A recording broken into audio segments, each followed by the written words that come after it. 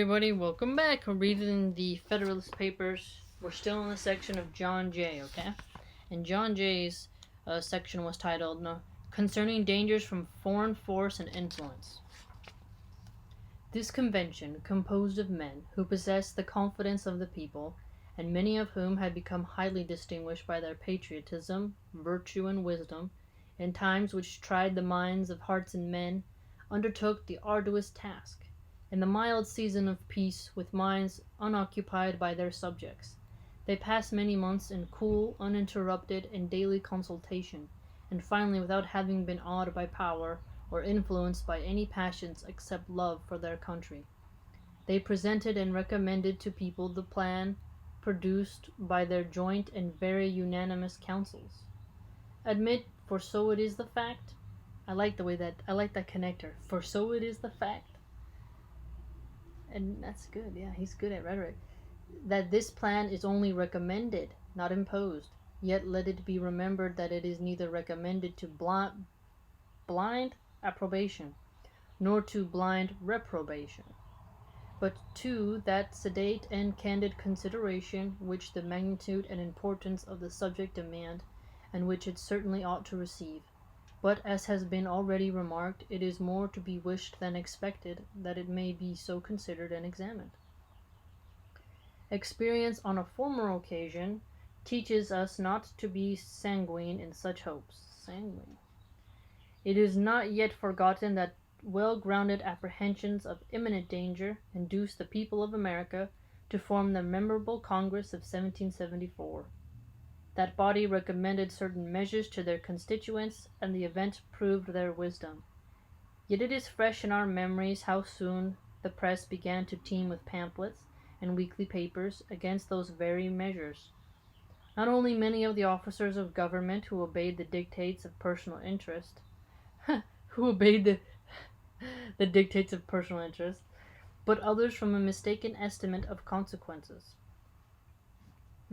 Who today has made a mistake in their estimations? From the undue influence of ancient attachments, and whose ambition aimed at objects which did not correspond with the public good. Yeah, you mean if your object isn't the public good, is it any good? Were indefatigable in their endeavors to persuade the people to reject the advice of that patriotic Congress. Many, indeed, were deceived and deluded, but the great majority of the people reasoned and decided judiciously, and happy they are in reflecting that they did so. They considered that Congress was composed of many wise and experienced men, that being convened from different parts of the country, they brought with them and communicated to each other a variety of useful information. Yeah, it's really good when you can communicate useful information instead of nonsense. That in the course of the time they passed together and inquiring into and discussing the true interests of their country.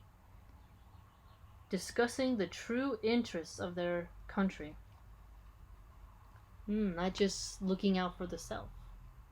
They must have acquired very accurate knowledge on the head that they were individually interested in the public liberty and prosperity, and therefore that it was not less their inclination than their duty to recommend only such measures as, after the most mature deliberation, they really thought prudent and advisable. These and similar considerations then induced the people to rely greatly on the judgment and integrity of the Congress. So, people to rely on the judgment and integrity of Congress. Ain't nobody, like, Congress's approval rating is so low. I mean, they have poor judgment and so little integrity. And they took their advice, notwithstanding the various arts and endeavors used to deter and dissuade them from it. But if the people at large had reason to confide in the men of that Congress, few of whom had been fully tried or generally known, still greater reason have they now to respect the judgment and advice of the convention. For it is well known that some of the most distinguished members of that Congress, who have been since tried and justly approved for patriotism and abilities, justly approved for patriotism. So these Congress members, they're contending, have proved their patriotism and proved their abilities. That's why, and see, here in this time, they didn't really have like career politicians, kind of like today, like Nancy Pelosi, Chuck Schumer, Joe Biden. These people have been in office for so long, but they're so ineffectual, right? And I don't think they're very patriotic. I mean, Joe Biden can barely talk, so look at his abilities. And who have grown old in acquiring political information were also members of this convention, and carried into it their accumulated knowledge and experience. It is worthy of remark that not only the first, but every succeeding Congress, as well as the late convention, have invariably joined with the people in thinking that the prosperity of the America depended on its union. Look at that. So the prosperity of America depends on its union. So the whole divide and conquer strategy is very detrimental to America.